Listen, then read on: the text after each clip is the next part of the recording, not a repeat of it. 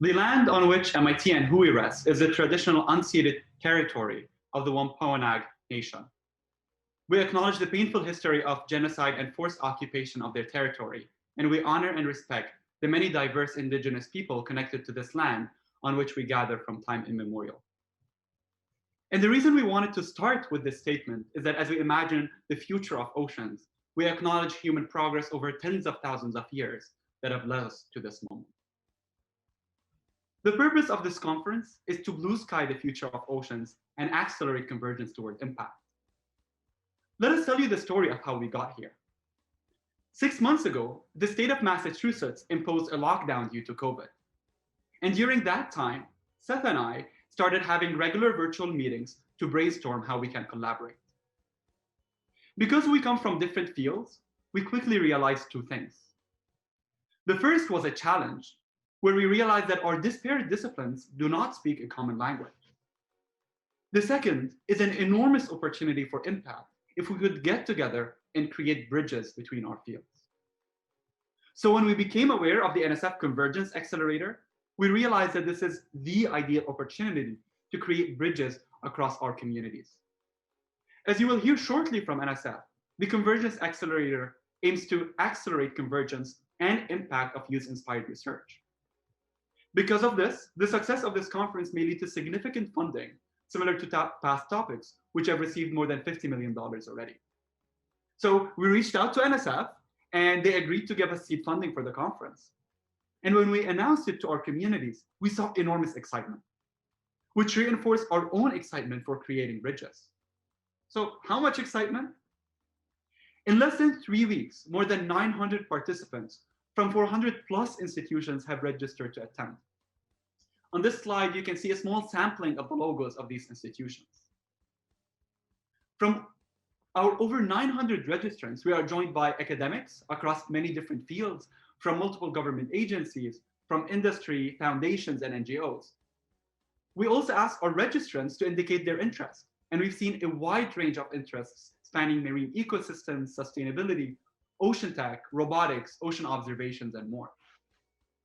And what is even more exciting is that these interests are not siloed. As you can see here, there is a rich web interconnecting the interests in these topics.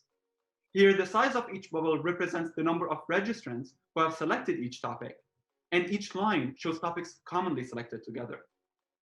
We hope to explore this web with you this week to find both common threads and to weave new connections. We wanted to make the organization of the conference itself a community-based process, so we asked for your ideas on lightning talks and workshops when you registered. We received more than 90 submissions for lightning talks and more than 140 submissions for workshops.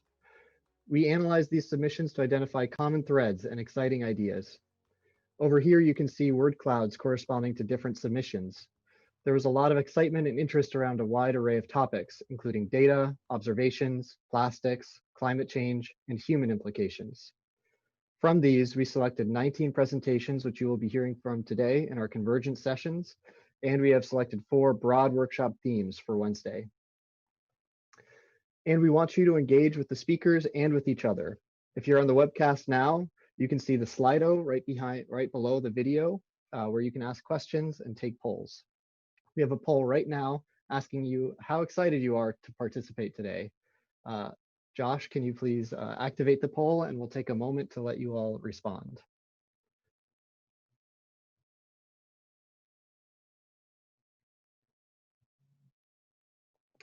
All right, fantastic. And you'll also be able to ask and upvote questions to our speakers and panelists on Slido. Don't wait until the talk is over to ask your questions. We will try and ask our speakers live the most updated questions pulled from Slido. We have also set up a Slack workspace to support community building. You should have received an invitation to Slack in the emails we sent last week. And there's a button on the MIT webcast page that you can click to join. Introduce yourselves there and connect with others, trying to create teams to collaborate on convergent ideas. We will also be moving unanswered questions during the plenaries and panels to Slack to give the speakers opportunities to respond. And last but not least, follow and tag Smart Oceans 2020 on social media, and we'll share your post. In conjunction with the conferences, we are running a social media competition where we are looking for videos, photos, infographics that highlight ocean challenges and solutions. We'll award $1,000 to the top videos, $500 to the top infographics, and $100 to the top images and photos. To learn more about how you can participate, visit the challenges page on the website smartoceans2020.org/challenges. Before we get going with the main event, we want to highlight our code of conduct. We value your participation in Smart Oceans 2020 and want to ensure a safe environment for everybody. If you have any concerns, please reach out to us or our staff immediately. And now it's time to see your answers to the poll that you just filled in. Fadel, can you share the results, please? Right, so we got 114 answers about how excited people are for Smart Oceans 2020. Among these, 35% are excited, 34% are very excited, 24% are extremely excited, and 6% are not very excited. Well, that 6%, if they're not excited, we're still excited to have them here with us. So thank you for attending. And without further ado, we'll kick it off with NSF's amazing Laura Campbell to tell us about the vision and mission of the Convergence Accelerator.